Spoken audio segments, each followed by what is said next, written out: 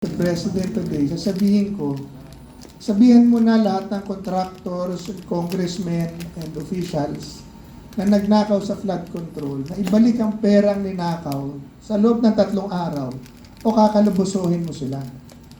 Pag ginawa mo yan, magbabalik po yan. Magbabalik yan. At baka may masmasa ng konti ang tao sa nangyari. At pangatlo, tigilan nyo na po yung pangaharas sa mga nagpo-protesta ng korupsyon dahil lalo lang nagagalit ang tao.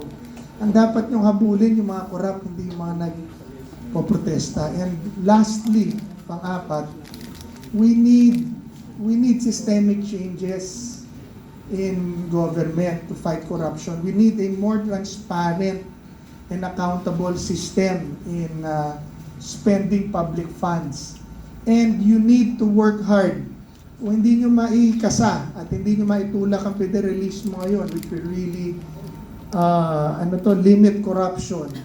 Kasi ang pera mapupunta na sa, for the bulk of the money will go to the local governments. Maliliit ang paglalaroan. Siguro kung meron silang 6 trilyon na paglalaroan ngayon, subject to corruption, pag federalize mo ang sistema, baka 1 trilyon na lang. Malaki pa rin, pero at least malaki yung nabawas. Pero ngayon po, budget season, kinausap ko rin po yung ating mga kaibigan sa senador, pati si Sherwin. Sinabi ko, pare, merong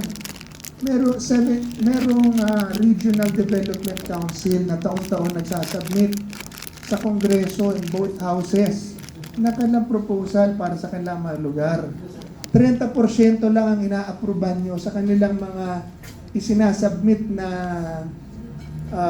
budget proposal. 70% pinaglalaroan na lahat ng national government. Kaya ganito ang nangyayari. Mga lugar na hindi naman kailangan ng flood control, nagkakaroon ng flood control projects. Mga naririnig natin noon, mga fertilizers, mga lugar, mga syudad na hindi naman nangangailangan ng fertilizer funds. Kakaroon ng fertilizer funds kasi nga pinaglalaruan ng national government, which is 300 congressmen, 24 senator, 1 president. Vice president is not part of the budget preparation. The vice president only receives the appropriation that will be approved to her by, or to him, or to the office by Congress and the president. So, yan po, ngayon pa lang, pwede na nilang ganapan po yun. You know, ito na po, dito na magtatapos. Ang local government, lagi na lang nagre-reklamo, walang pera, di ba? Nasa kanilang baha, pero hindi nila maipagawa ang kanilang mga dike dahil lahat ng pera nasa Kongreso, nasa Senado.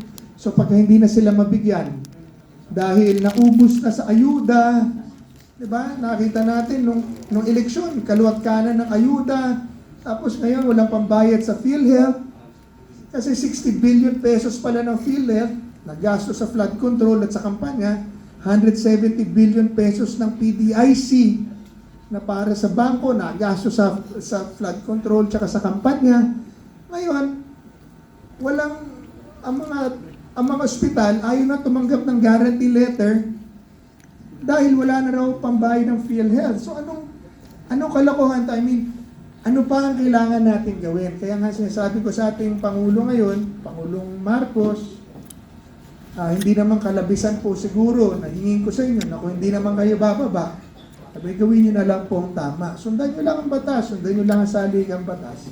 At yun din po ang aking panawagan sa ating mga kababayan. Yung mga usapan sa kudeta, junta government, caretaker government, iwasan po natin yan. Gulo lang po yan. Gulo lang po yan. Meron tayong batas, sundan natin ang batas. And tuwin lang natin tayo. Maraming salamat po. Alright, salamat po. Pwede nang magnakaw, bawal na magsalita. So, and I've been thinking about this and I was reading yung mga reports ng pork barrel, ang tawag na po nila ngayon ay allocable, diba, piniluanag ni Congressman De Viste.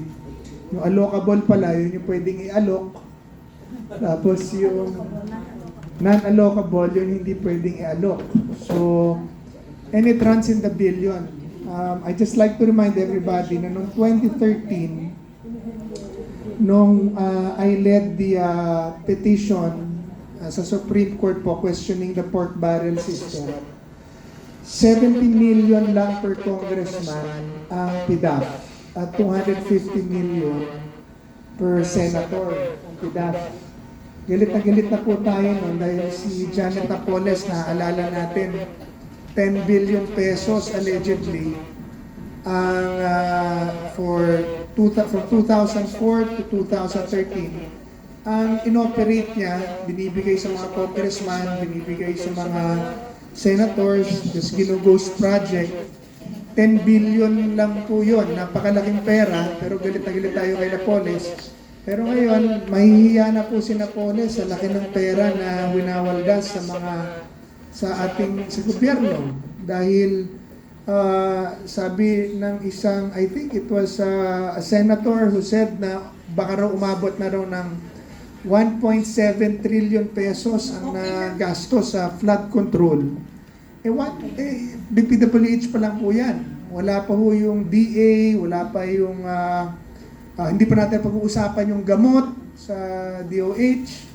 Yung DA na sa dami-dami pinamimigay po dyan, ay hindi ho ako magtaka kung bilyon-bilyon din piso ang winaldas dyan.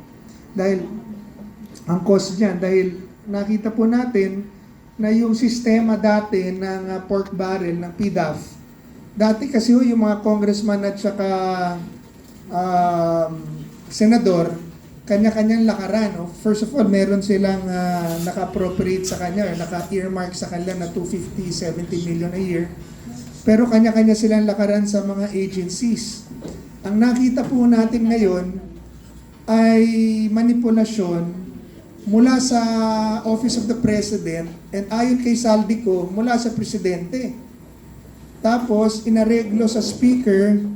Tapos, pina-operate kay Zaldi as chairman ng Committee on Appropriation. So, kaya ho, nakita natin na napakalaki naman nung pagkaka-operate kasi now, it became one whole syndicate. Dati maraming sindikato, congressman, tapos district engineers, tapos agencies, or congressman and agencies and contractors. Ngayon, isa na lang, yung presidente, yung speaker, kontsa-kontsaba na, kung tumawid man, of course, syempre, tatawid sa Senado yan kasi meron din doon chairman ng finance and they need to both approve the budget. So, naghahatian. Naalala po natin, I think this was 2022 or 22, passing the 23 budget. Nagre-reklamo ang Senado, naaalala ko po, dahil napakalaki raw ng diferensya ng NEP papunta rin sa BICAM, papunta rin sa pipirmahanggaan.